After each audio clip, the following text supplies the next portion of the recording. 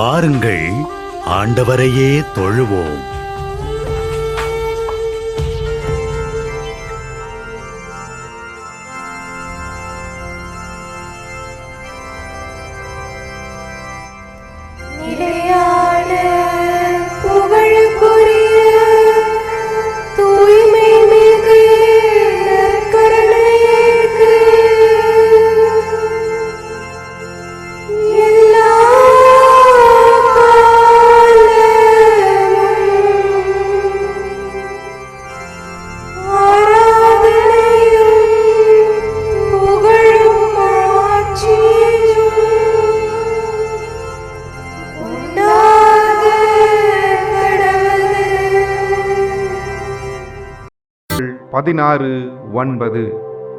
மனிதர் தம் வழியை வகுத்தமைக்கின்றனர், ஆனால் அதில் அவரை வழி நடத்துபவரோ ஆண்டவர்.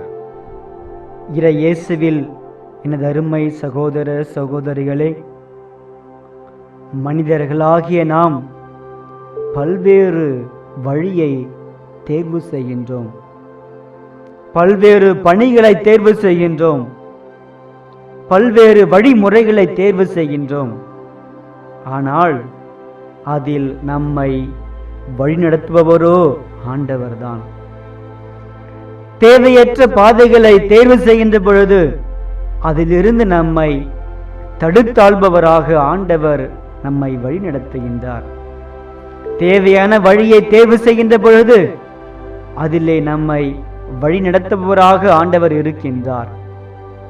தீய வழியில் வரும் தேவையற்ற பொருளை விட நேர்மையான வழியில் வரும் ஒரு சிறிய நன்மை, ஒரு சிறிய தொகையே மேலான தொகை என்று ஆண்டவர் வெளிப்படுத்துகின்றார்.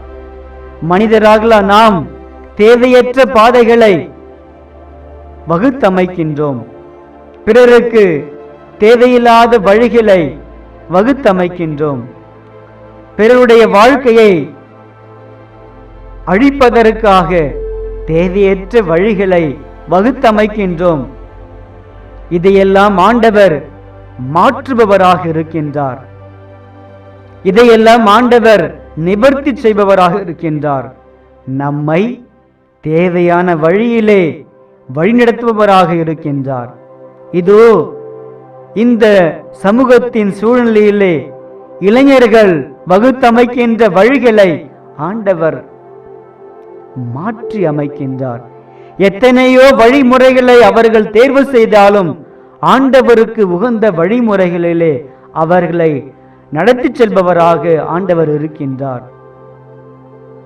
எனவே எனது அருமை சகோதர சகோதரிகளே, இதோ நற்கருணை ஆண்டவர் நம்மை பார்க்கின்றார்.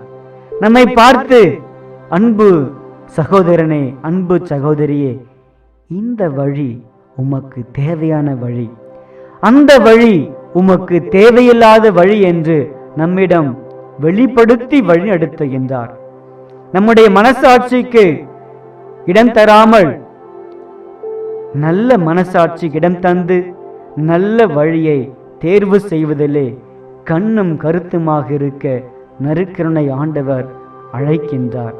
நம் பக்கம் தம்முடைய முகத்தை திருப்பி, என் அன்பு சகோதரனே, என் அன்பு சகோதரியே, நல்ல வழியை தேர்வு செய்துகொள் என்று நம்மை நிறைவுள்ளவர்களாக வாழ நம்மேல் அவருடைய ஆசிரை நிறைவாக பொழிந்து நமக்கு தேவையான வழிகளை தேர்வு செய்வதிலே ஆண்டவர் கண்ணும் கருத்துமாக இருக்கின்றார். நம் பக்கம் ஆண்டவர் தம்முடைய முகத்தை திருப்பி நிறைவான ஆசீர்வாதங்களை பொழிபவராக இருக்கின்றார்.